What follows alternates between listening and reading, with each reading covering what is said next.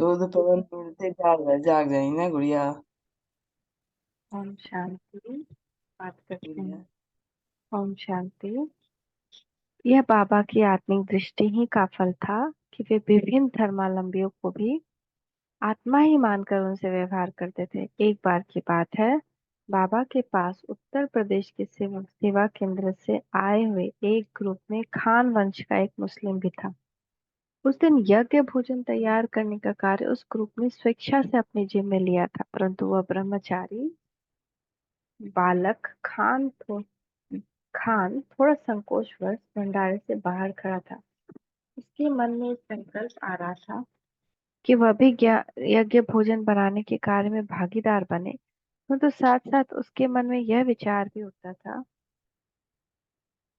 कि यहाँ भोजन की पवित्रता के नियम का पालन होता है, अतः शायद पठान होने के कारण उसे भोजन बनाए कार्य में सम्मिलित होने की इजाजत नहीं मिलेगी और यहाँ के पवित्र भंडार में उसका हाथ लगाना अनुचित माना जाएगा। इसी बीच क्या हुआ कि बाबा स्वयं वहां देख रेख करने आ पहुंचे। बाबा ने खुद ही तो उसको दुलारते हुए कहा, मीठे बच्चे, आप बाहर क्यों खड़े हो? तुम ब्रह्मचारी तो हो ही। चलो शिव बाबा की याद करके आटा गूंथो।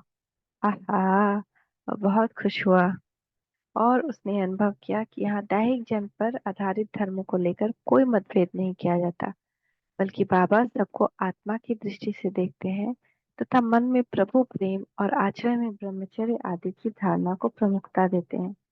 इस प्रकार जैसे कि हम पिछले पृष्ठों में बताते हैं, जब कैथोलिक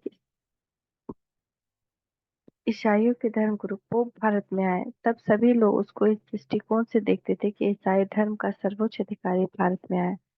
परंतु बाबा भी उसे और उसके साथ साथ आए हुए पादरी को आत्मिक दृष्टिकोण से देखते हुए उनके हितैषी बन भारत में सर्वप्रथम सहज राजयोगेश्वरी ज्ञान से उन्हें प्रचित कराने अर्थात निराकार पिता परमात्मा का परिचय दिलाने की योजना बनाने में लग रहे।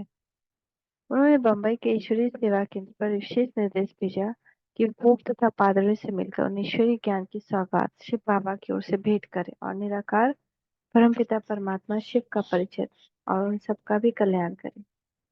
जिस प्रकार विभिन्न धर्म वालों को बाबा आत्मिक नाते से देखते, उसी तरह बाबा अपने लौकिक संबंधी तथा दैहिक कुटुंबों को भी आत्मिक संबंध से देखते और उन्हें उन सभी को बच्चे बच्चे से कहकर पुकारते। इन सब अन्य परिस्थितियों में भी स्पष्ट देखने के लिए मिलता है कि बाबा दैहिक संबंधों और दैहिक जन्म के आधारों पर धर्मों से ऊंचे उठकर आत्मा के स्वरूप में स्थित है और एक शिव बाबा के साथ अटूट संबंध जोड़कर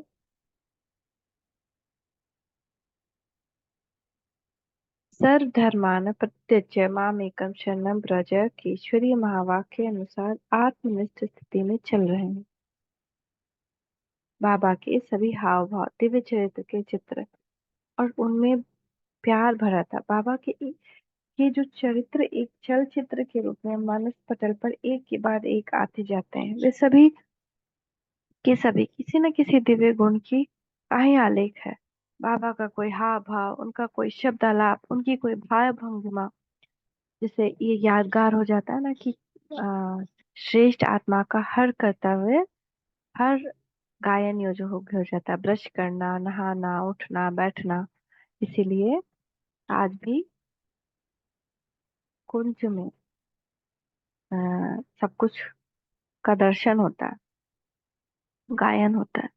तो इससे देख, तो ऐसा चरित्र बाबा करते थे बाहर से, बल्कि वो किसी न किसी ईश्वरीय कर्तव्य की पूर्ति या किसी न किसी सेवा के निमित्त ही होते थे। वे नेत्रों से निहारते थे तो भी आत्माओं को कल्याण की दृष्टि से देखते हुए उन्हें ईश्वरीय प्यार से सींच देते, जिस पर बाबा की दृष्टि पड़ती वह उनकी नजर से निहाल हो जाता। उसकी सुषुप्त आत्मा जाग उठती। बाबा की दृष्टि ऐसी होती जैसे वे आत्मा को साथ लेकर योग के अनुभव की गहराई में डुबकी लगवाकर उसे अद्भुतपूर्व शांति, आनंद और प्रकाश का अनुभव करा रही हो। बाबा के नेत्रों के कोने में कभी किसी को देखते समय जो कुछ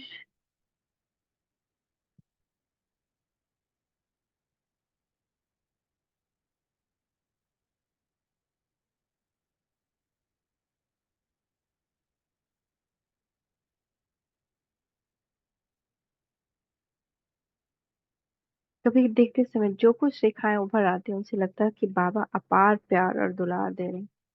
बाबा की उस पर एक नजर से शरीर का भान मिट जाता और आत्मा स्वयं को एक प्रकाश के समुद्र में हिलोरे लेते हुए अनुभव करती और उसके सभी मोह नष्ट हो जाते थे तथा उसे ऐसे मालूम होता उसे सब कुछ मिल गया है। उस नैन मुलाकात से आत्मा में भाव छंगित हो उठते कि तुम्हें पाके हमने जहाँ पा लिया है, जमी तो जमी, आसमां पा लिया है।